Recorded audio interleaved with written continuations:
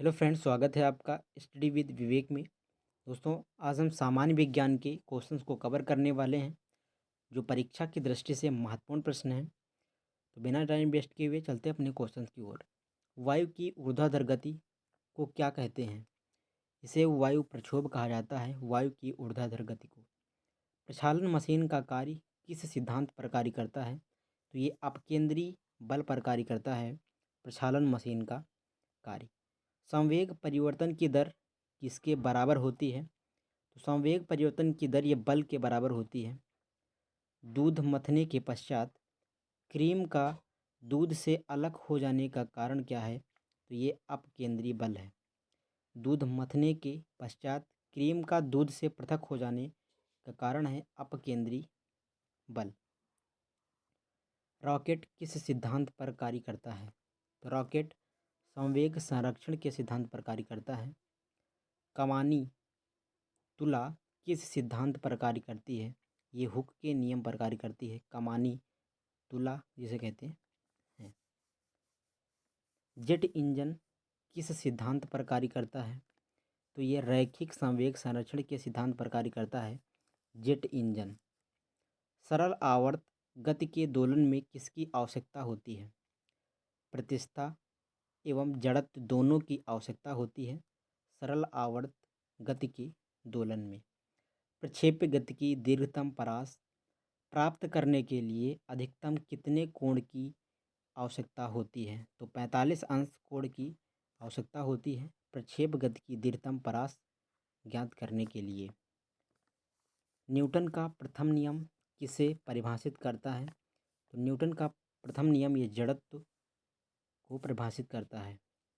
किसी पिंड के संवेग और वेग के अनुपात से प्राप्त मान क्या कहलाता है? किसी पिंड के संवेग और वेग के अनुपात से प्राप्त मान द्रव्यमान कहलाता है। एक समान वृत्तीय गति पर त्वरण एक समान रहता है। एक समान वृत्तीय गति पर त्वरण भी एक समान रहता है। किसकी उपस्थिति के कारण ब्लैक बोर्ड पर कागज पर लिखना संभव है? तो ये घर्षण A=V-Q/T होता है। ये त्वरण ज्ञात करने का सूत्र है।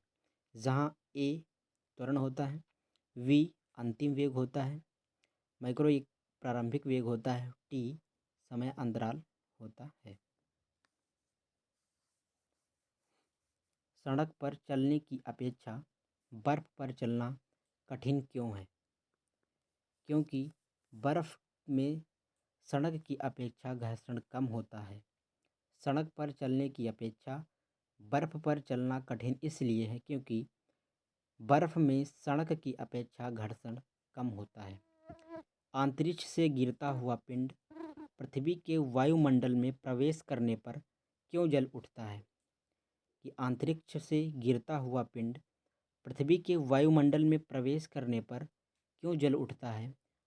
वायु के घर्षण के कारण वह जल उठता है। ग्रही पिंडों की परिक्रमा गति में प्रभावी बल है अभिकेंद्री बल के कारण। तेल से अंशतः भरा हुआ टैंकर समतल सड़क पर एक समान त्वरण से जा रहा है।